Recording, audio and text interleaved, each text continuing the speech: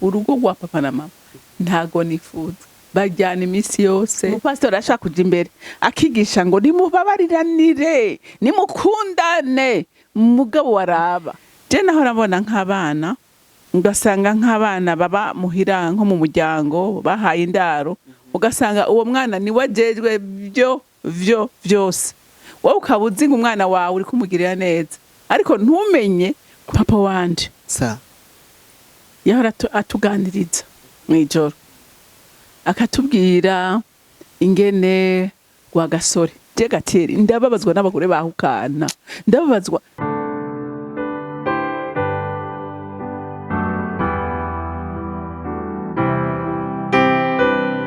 Shalom bakunzi ba CANAAN TV turabaramukije tubaha kaze mu biganiro cishwa kw'Imboneshakure. Dushimira abantu babana natwe, dushimiye abantu babitwereka ko bakunda ibiganiro bica kw'Imboneshakure harimo n'ijambo ry'Imana ushikizwa n'umukozi w'Imana mubona kuri kamera. Turabaramukije. Amahoro uraho neza cyane meze neza. Ego barayimpore. Muhira bose barakomeye. Bameze neza uretse abagwaye harimo umwana mu rugo agwaye ariko nizera ko Yesu aza kumugana neza. Yakire gukira au nom de Jésus. Amen. Twakirira abantu dutangura. Nukuri bakunzi bacu bahora CANAAN. Imana yo mwijuri bampera umugisha. Muri abantu beza turabakunda. Nukuri kubana natwe biratunezera cyane gose. Rero Imana ikomeze kubagirira neza mu byo mukora, ikomeze kubagirira neza mu miryango yanyu, mubone ivyiza Imana itegura buri munsi. Wow, iyo umuntu akoze ikintu biraryoshe iyo abo yagikoreye bakibonye bakakinezererwa. Hariho umuntu iyo abonye video hori CANAAN yamakiri ku bwa mbere n'ubu sindamumenya. Ushobora kuba waramubonye. Ntabwo waze danja kuye. Nukuri hariho abantu naho mba ntarawupartage. Hariho abantu usanga baburavye. Wow. Ego bashika ngira nka 8. Nukuri Imana ibahezagire. Amen. Muri abantu beza. Mutuma umuntu agira intege zo kubandanya. Ego vraiment Imana ibampezagirire.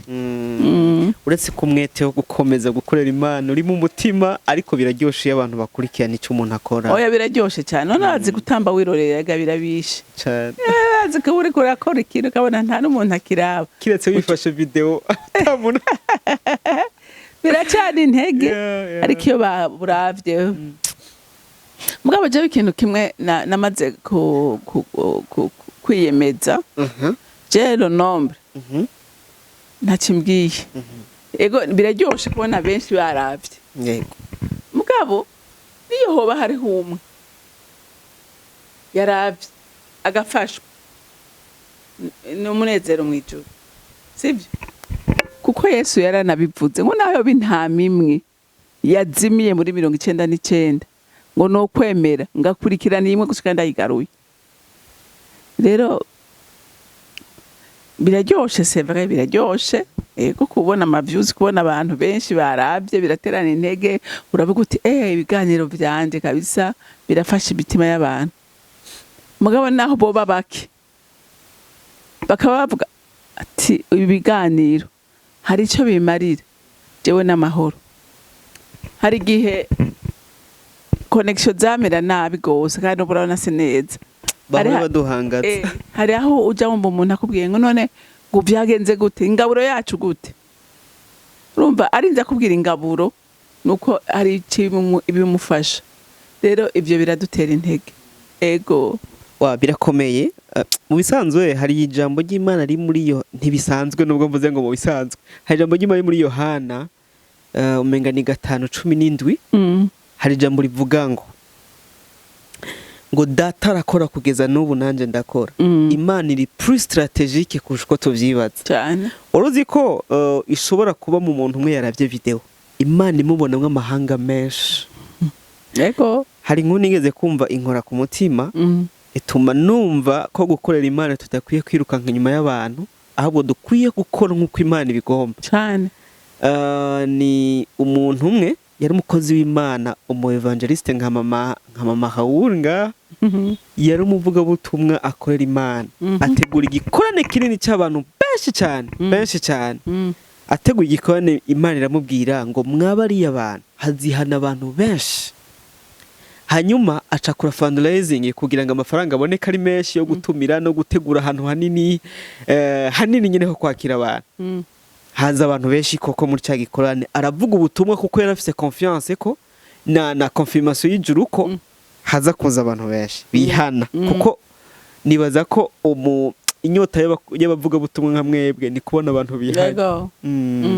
Hanyuma cyagihe ahamagati umuntu yakozwe ku mutima naze tumusengere yakira gakiza. Haje umuntu umwe wenyine niwe yaje kwihana biramuca intege araba barayahatse kwihagarikira ngaho ararira Mana kubera kungiza ibi bintu. Imana amubwira ngo ntucike intege komeza unkorere kubera munda yuriya muntu yayihanye jewe ndamubona nk'amahanga menshi. Amen. Uzi cyakurikiye uwo mubyeyi yahise yarabyaye umwana. Uwo mwana yitwa Billy Graham yabwiye ubutumwa abantu barenga miliyoni 100. Ego ujya mugabo yakoreye Imana nagende cyane. Ego kandi n'ubu ntaraheza kuko ibyo yasize biracyahembura imitima ya benshi. Rero Imana iri plus strategique. Dushimiye babana natwe mu biganiro bicishwe kuri Horikana. No kuri pe. Dutangura ikadusenga Imana. Mwami Imana turagushimiye kubw'imbabazi n'urukundo rwawe, tugushimiye kubwo kwera no kugira neza kwawe. Uduhaye igitondo ciza cyo kugukorera, uduhaye igitondo ciza cyo kumva icyo tugomba ko turasenze mu izina rya Kristo Yesu kugira ngo weze imitima yacu, weze ivyiyumviro byacu, weze imikorere yacu, weze ibyo twiyumvira, ibyo tugenderamwo byose tweze. Hanyuma uyu mwanya turakweguriye wese, natwe ubwacu turakwiyeguriye Mwami, n'ibyacu byose turabikweguriye kugira ngo byeze tugukorere neza nk'uko ushaka. Mpemu yera umusenzi adusengera azabana natwe mwa kino kiganiro tugiye gukora. Ubuntu bwawe bube muri twe Mana, tugirire neza, kudutera iteka mu izina rya Yesu Kristo. Amen. Murakoze. Tugiye kuganira ku ndero, education umuntu aronka canke ahayihego. Mu by'ukuri iyo tuvuze education mwumva iki?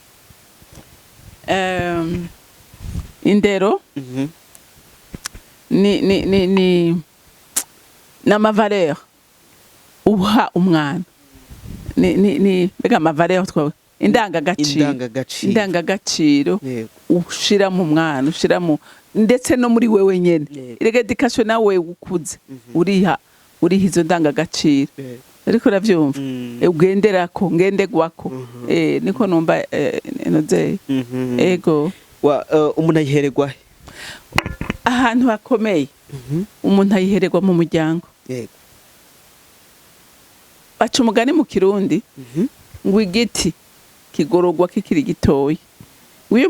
Iyo kimaze gukura ukaja kukigorora cakivunika. N'indero ni hasi. Reka dusome ijambo ry'Imana mu Migani wumve iki jambo rivuga. Imigani 22 umurongo wa 6 haravuga ngo toza umwana indero akwiye kwamana, azorinda saza atarayivamwo. Amen. Umvise toza iki umwana akiri muto. Aba scientifique bavuga yuko indero amavare azogira umuntu ngo ahera mu isama.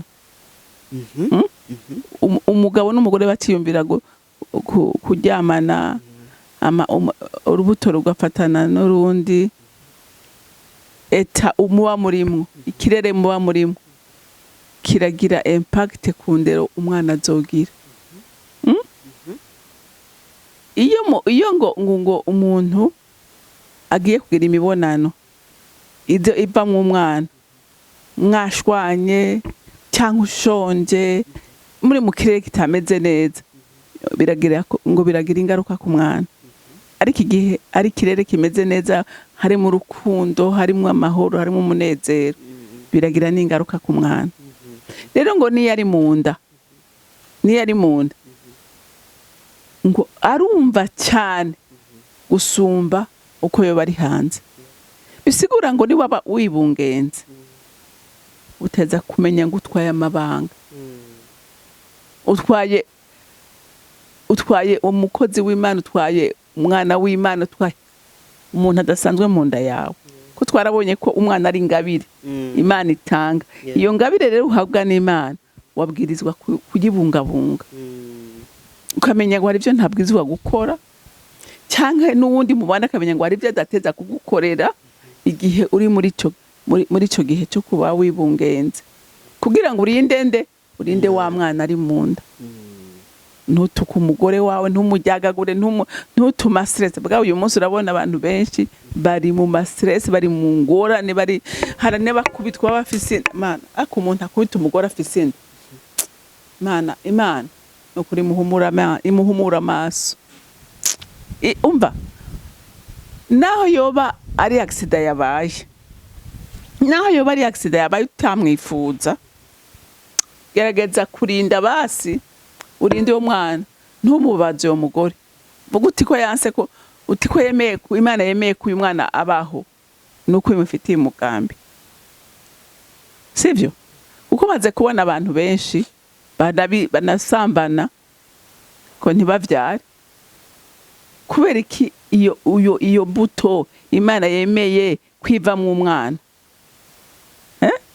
Umenye rero ngo Imana igituma yemeye nuko hari umugambi Imana ifitiye uyo mwana. Uri kuranyumva? Rero umurinde kuko n'ingabire y'Imana.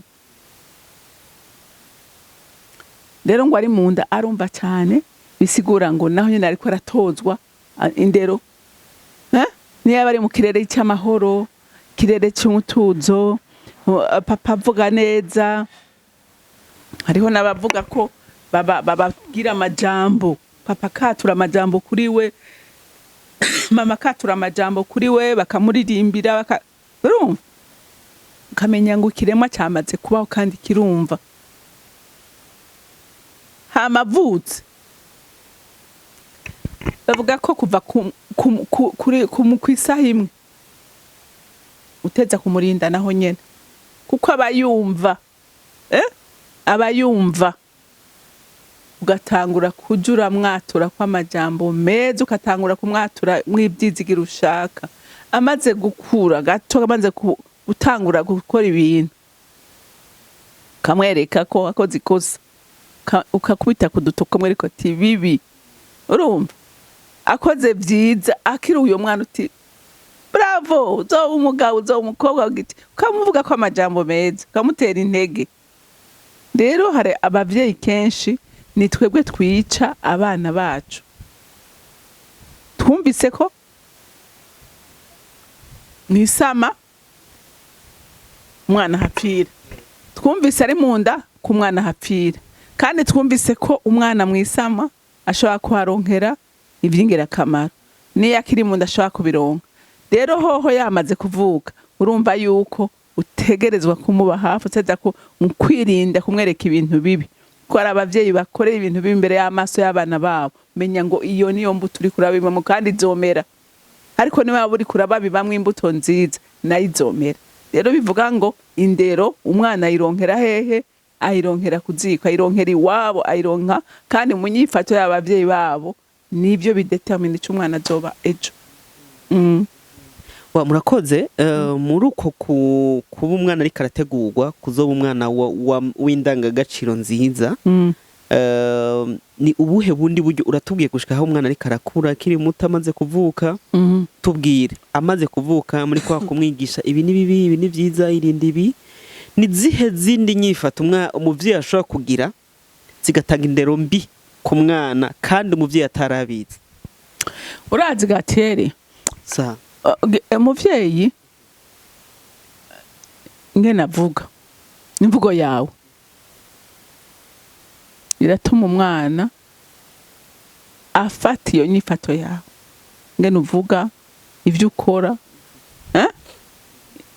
amasaha utahira, ingene umunyamwete ivyo ukora, ingene umwigisha gukora ivyo we nawe uri kurakora, urumva ivyo byose bigenda bidetermine umwana icyo azoba ejo, kuko hari aho umuvyeyi areka umwana oya ntiyokora ibi, agahamagara umukozi akagira gutya na gutya, ntihagire ikintu na kimwe wo mwigisha, none umwana wumva bizogenda gute mu buzima bwiwe.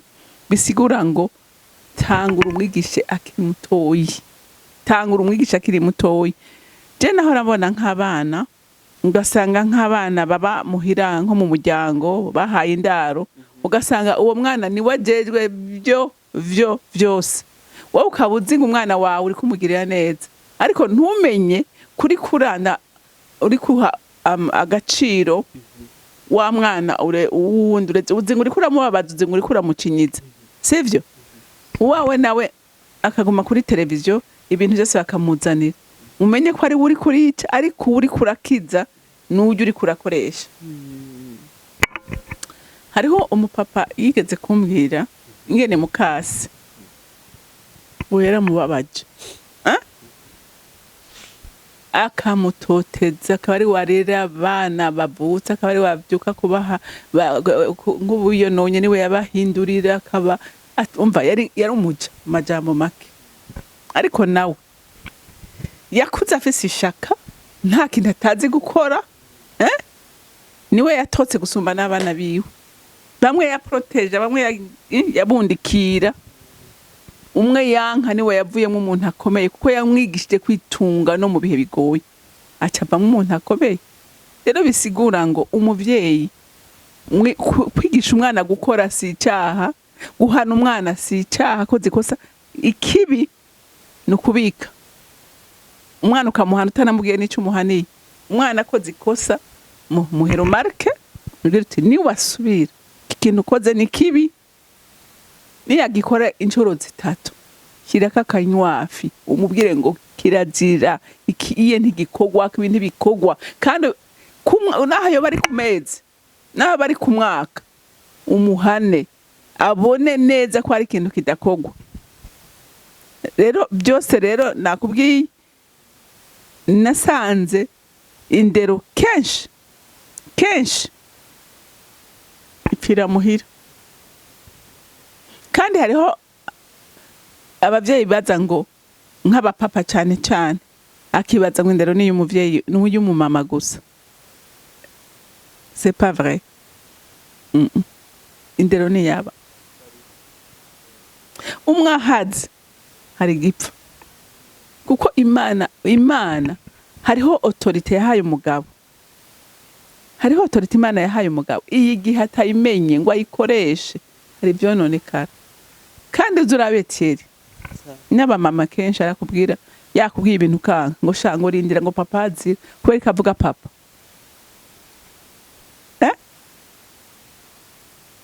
ngo ndakurega kwa papa, kandi mama ari hari, nuko hariho autorite umugabo afise umugore adafise, kandi yiteza gukora mu ndero y'abana, teza gukora.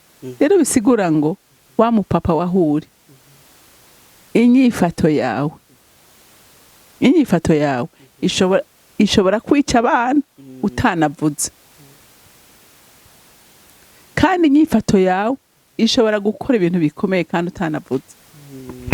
Rero birasigura ko na wewe ukeneye kwiyedika, ukaraba mbega ibi bintu ndiko ndakora ni vyiza, mbega umwana wanje nawe jewe bameze nk'ukumeze, mbega nonezego burya gakiri nasanze n'igipfu cifuza ko umwana wacu amera neza.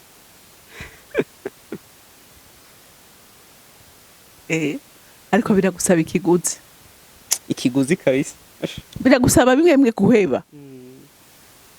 Bibaze nk'umupapa ahurira mu marigara n'abana biwe, cyangwa agahurira mu mabwato n'abana biwe, cyangwa bahurira kudaraga.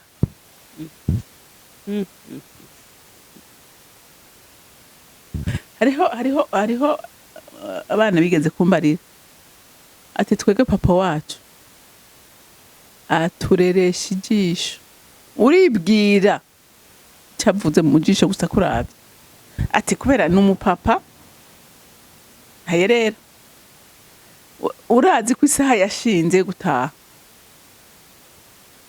ati musanga yicaye wewe uyirenga gute papa yayirespeksa umusanga yicaye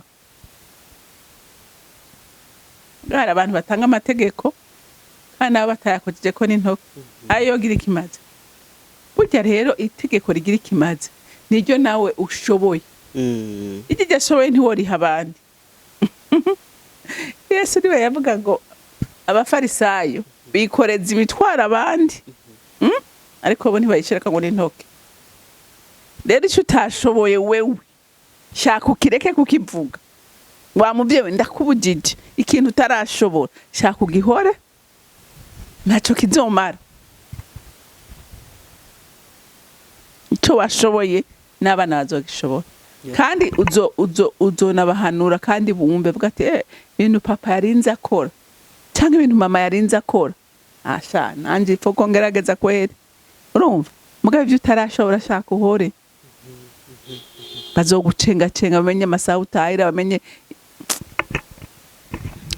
abavyeyi turakwiye kwibara cyane turica canke tugakiza hari umwanditsi umwe w'ibitabo yigeze kuvuga ngo nushaka kumenya ko wabaye umuvyeyi mwiza umwana wawe niyo afite imyaka 14 uzomubaze ninde mu menta wawe ninde muntu wumva yo kubera umuhanuzi hariho umwana yigeze kumbwira yabwiye mama wiwe ati mama ati ndasenga Imana ngo izompa urugo rumeze nk'urwawe na papa wow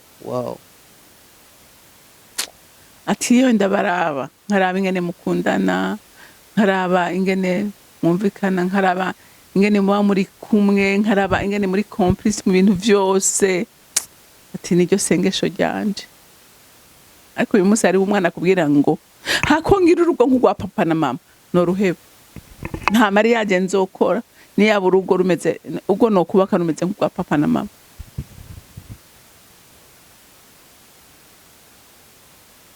bavyumvise urugo rwa papa na mama ntago nifuza bajyana imisi yose bakwitana imisi yose papa ntataha papa vy'abahabara gauche à droite mama n'imboregwa mama n'umusambanyi mama ratukana abakoze ntibamara kabiri mu rugo nta bagaburira none amavare umwana yakura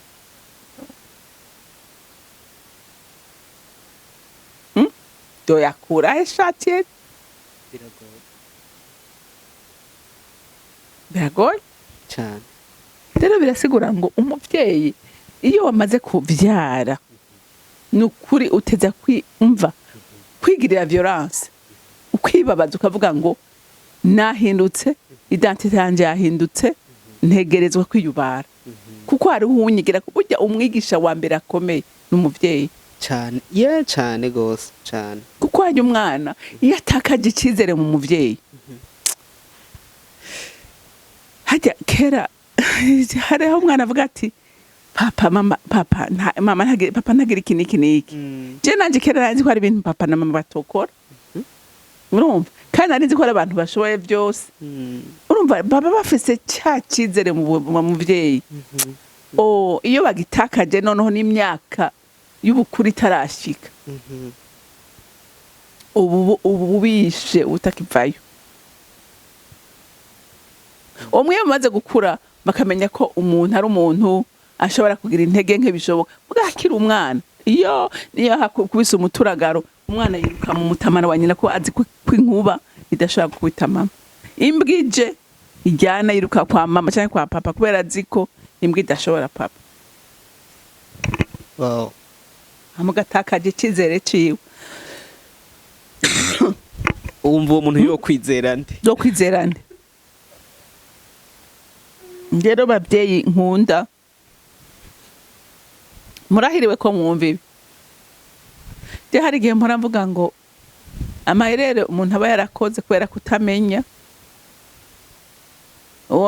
uwo dusubiza inyuma hari ibyo twokora byiza gusumba ibyo twakoze ariko icyo nkundira Imana ni Imana y'akandi karyo. Amen. Haleluya. Amen. Bavyeyi ntaco ushobora kuba warananiwe. Twese hari aho twananiwe. naje niko ndababwira ibiharaho uyu munsi mbona nkavuga ngo hanarananiwe iyo ntananirwa ntivyari kugenda uko ariko ni Imana yakandi karyo, ni Imana yuzuye imbabazi, ni Imana yuzuye urukundo, irashobora kuguhindurira ivyapfuye ikabizura ikabizura bigahinduka bikaba vyiza.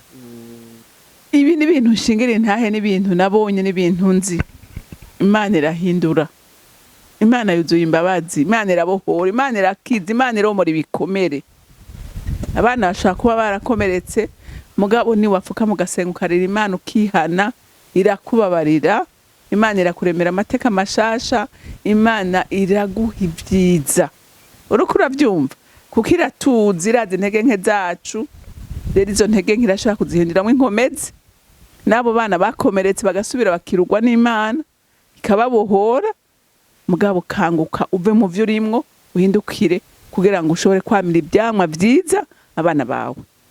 Barashaka no kuvuga ati nukuri mama yarahindutse, yo papa yarahindutse, vya bintu ntakibikora, bakanezererwa n'ivyo nabo bakifuza kumera nkawe. Rero bavyeyi reka kwica abana banyu mubona, reka kwikunda. Je hariho abavyeyi, umuvyeyi nigeze kubarira ariko arambarira ati jewe urugo ndaruhevye, uyu mugabo arananiye, umugabo arandambiye, ntibishoboka, ubuzima sinobugumamo. Ca ndamubwira none okay uragiye aho nta egoisme irimo. Mbega ko wowe unaniwe, bajya abana asigaranye none azobashobora wowe utarimo ko wowe wananiwe? Bajya abana bobo bazoshobora papa wabo? Bajya abana bizogenda gute? Uremeye aba bana baregwe na mukase, wowe ukihari? Wowe ukihari? Fuka musenga Imana daboro, wewe uhinduke kuko nawe uraboshwe. Umuntu yiyumvira gutyo nawe ababoshwe. Tangura wisengere, wibohoze na wewe, hanyuma ubone ko ubwo buzima umugabo wawe arimwo cyangwa umugore wawe arimwo nawe araboshe. Hari ingorane afise, hari ingorane yahuye nazo, nawe ashobora kuba yarezwe nk'abo bana bose twumvise bahuye n'ibibazo. Hanyuma wewe ubanze wibohoze, hama nawe ushobore kubohoza abo bana. Imana irashaka kubohora uyo mugabo, igashaka kubohora n'abana bawe. Muga kwiruka ni solution. Ariko uyu munsi yarahindutse, arisengera, arabohoka, asengera umuryango. Ubuntu ushaka kwibaza ngene hari umunezero mu muryango. Hari umunezero. Umugabo yarahindutse, umwana mukuru yarakijijwe, abana barasenga, abana ubu baratahura ibintu byinshi. Kubera iki? Kubera kwihangana. Mw'abantu mwe ari abagore reka kwiruka, wiruka mbega ujahe? None abo bana bobo bazobiki utari kurabarera? Ninde azobakunda gusumba uko wowe bakunda? Je gateri ndababazwa n'abagore bahukana, ndababazwa jewe umuntu umwe navuze ndazogikora ko ikiganiro. Umuntu umwe nemera yuko yogenda no ufise inkoni, no ufise inkota mu ntoke, uyu urumva bari hagati y'urupfu no kubaho. Nayo ibindi hangana n'umwasi, umusohora, umutembagaza agende, sivyo? Hangana. Yega turi mu rugamba, ariko dufise utugwanirira. Uwo ni Kristo, azotugwanirira kandi tutotuma dutsinda. Yego murakoze. Kuri ico uvuze harimo ibintu byinshi kandi bikomeye, kuko urumva hari umukozi w'Imana umwe yigeze kuvuga ngo un exemple plus que 1000 conseils. Uburorero bwinshi umuntu atanga burutwa n'akararo. Impanuro nyinshi umuntu atanga zirutwa n'akararo kamwe gusa yagize. Uko nukuri nibyo. None wowe watanga amajambo mugatagira ubuzima. Ega amajambo agira ubuzima ne yakugaragara ko nawe uyu munsi ni nk'abapastori. Umupastori ashaka kuja imbere akigisha ngo nimubabariranire, nimukundane, mugabo waraba inyifato yiwe niwe agira urwanko rwa mbere, niwe atababarira. None ivyo byogira impact mu bakristo? Ntibishoboka. N'umuvyeyi ajya gutanga indero atayagira nta kimara. ntakimara kuko Imana ga ntizamwo kandi igikorwa cyose kitari mu Imana nta impact kigira n'igihe uri kurasengera abana cyangwa asengera umugabo wawe d'abord il faut kuba ufise umutima w'ukuri wihana, umutima uciye bugufi, umutima wemera intege nke, ukavuga uti Imana aha narananiwe, aha byarananiye, aha nifashe nabi, nari kubigenza gutya, none Mana mbabarira, mpinkomezi zo kugira ngo mpagarare, nyuzuza urukundo, gukunda uyu mwana, gukunda uyu mugabo. Abatsi ko hariho n'abavyeyi birukana abana babo, wirukana umwana umujyana hehe ngo ntagende aje. Senga Imana iguhindure, gikomeze gehe kwihangana, hama ni wamara kwihangana ushobora kumusengera. Hari umuvyeyi yigeze ku telefone umunsi umwe arambaza ati ndagusabye mbwira we wabishoboye gute, ni gute wewe ugumana amahoro, ni gute ugumana umunezero, nta handi ndabikura abantu b'Imana.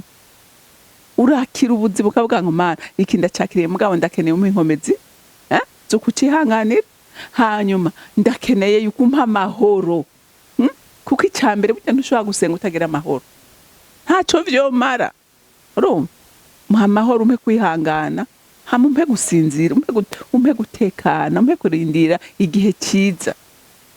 Imana ibihe byiza irabitanga abantu b'Imana, ariko bigusaba iki? Ni sacrifice. Namubwiye utarisengera wewe ngo wiyakire, wakire ikibazo, wumve ngo Mana ndacakiriye, uburenkeneye inkomezi zo kugihangana naco.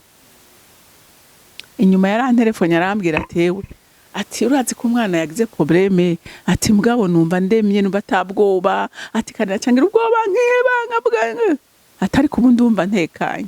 Aho rero uri mu nzira y'itsinda, kuko Satani nta kindi akoresha, ni iterabwoba.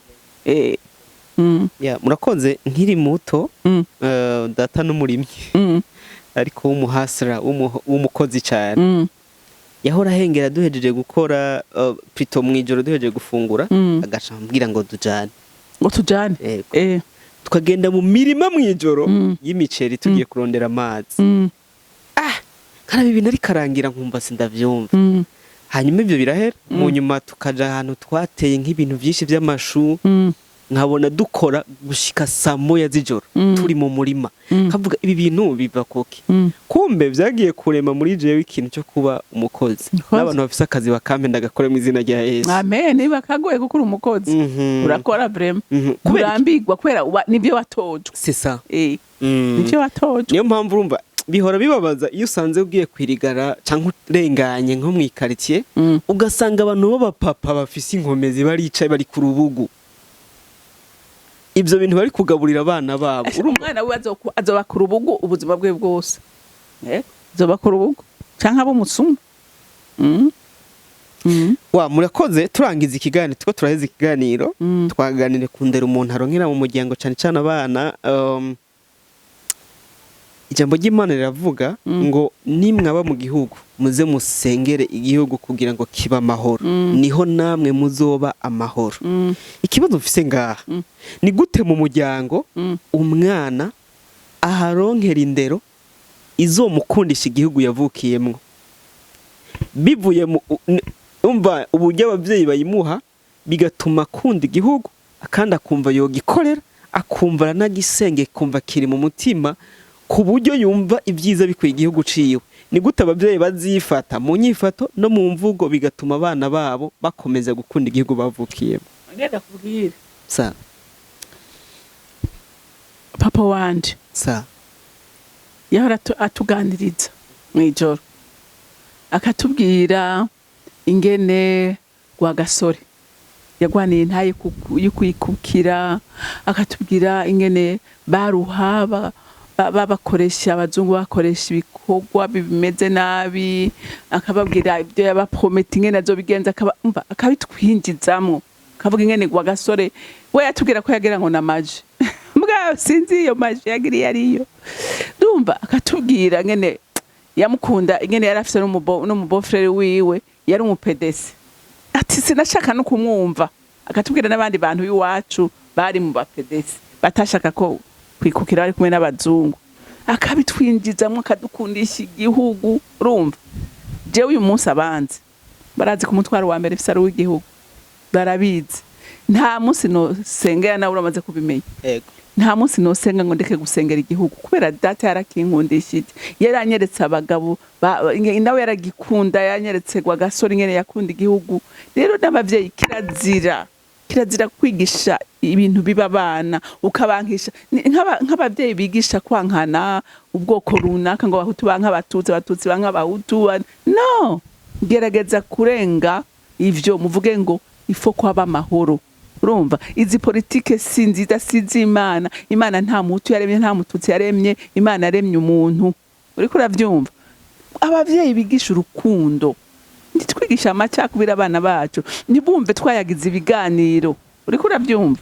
Ariko tugira ibiganiro birema icizere, burema ibyiza. Urumva? Mvuge ngo mwabana mwegire ifo ko muhindura ibintu, ifo ko mukora cyane, ifo ko mukundana. Umurundi mwumve ko umurundi ari umwe. Uriko uravyumva? Ikintu cy'amacakubiri ntikikaganirirwe mu muryango. Abantu bakigisha abantu kwicana. None uyo mwana azova mwiki? Sinazoca mumwicaye. Abarongozi n'abarongozi bari bakwiye kwigisha urukundo, pakumva ngo ababera imina abandi. Yo ni imbuto mbi.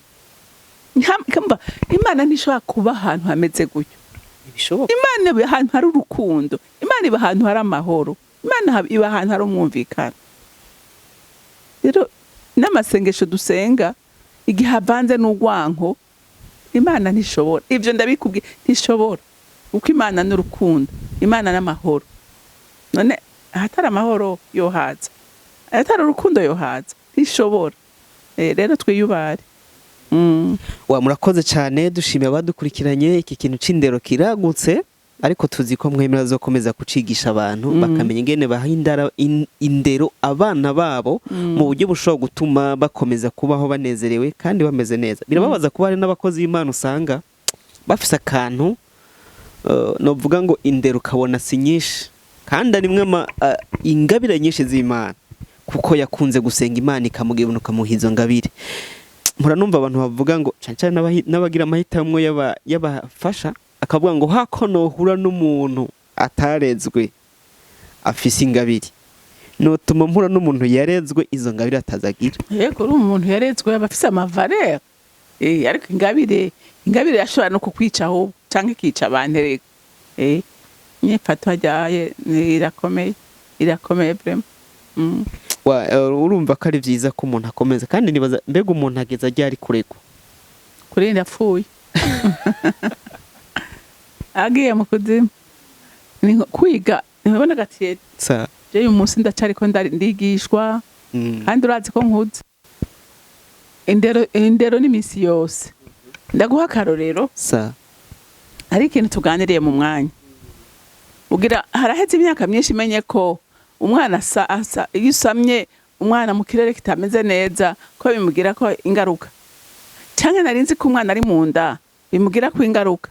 Ndavyize jo bundi. Rero bisigura ngo tuguma twiga. Tuguma turegwa. Kuko hari ivyo tutazi. Nta numwe azi byose. Nta numwe abaho. Bisigura rero harakugenda utora hajya, kakagenda nawe kaguhindura, nawe ukagahinduza abandi, niko bimeze. Nta uvuga ngo narahejeje nawe uhari. Uvuga hariho n'uhora je mporambwira ngo muje kwigishwa ibintu by'ingo, ngo mukama w'ikigongo, ngo n'imyaka mfise ndacakeneye ngo kwiga kubaka. Urabikeneye. Nta numwe abaho, nta numwe abatabikeneye. Uriko uravyumva? Naho wewe utoba ubikeneye, wewe urakeneye kubifashisha abana bawe, urakeneye kubifashisha nabo mushobora guhura mu nzira. Rero nta kintu na kimwe c'ubumenyi umuntu aronka kitagira ikimazi. Ni vyiza rero ko genda wigishwe, niwumva byo ariko barakubwira wari ubizi, n'amahoro urongera kwa nakandi, hanyuma ejo kazofasha uwundi muntu. Murakoze cyane, tushimiye ababanye natwe mu kino kiganiro. Ndabizi bashoboye kunguka ibintu bitandukanye cyane cyane ku ndero.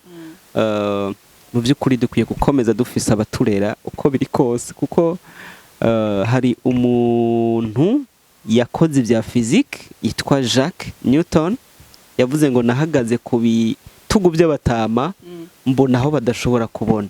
Hari hano kuri Imana igomba kutugeza ikeneye ko duhagarara ku bitugu by'abakozi b'Imana n'abandi baturera kugira ngo dushikeyo. Turabashimiye cyane. Urakoze cyane, Imana nawe iguhezagire, ndagushimiye. Amen. Ego. Turangiza mu dushe mu biganza by'Imana. Imana yanje, mwami wanje, ndagushimiye akanya keza duhaye kukuganira na bene data. Ndasenga saba ngo umwe wese yakira iciwe, ahabona atagenze uko bikwiriye afuka amasenge, kuko dufise Imana ihindura amateka, dufise Imana ibabarira, dufise Imana iteba kuraka, ariko ikwihutira kugirira neza abantu bayo. Rero mwami Imana ndasengera zina muntu wese nukuri aze yumvirize iki kiganiro kize kimufashe, ari n'Urwaruka gwumve kandi gwakire, kugira ngo iyi si tubamwo iba amahoro kandi ibe mu munezero wawe, kuko ari we murage mwiza twoshobora gusigira abacu tugasiga no muri ino si. Urakoze, icyubahiro kibi cawe mu izina rya Kristo Yesu nsenze nizeye kuvyumvise. Amen, amen. Mwarahezagiwe, mugira umunsi mwiza.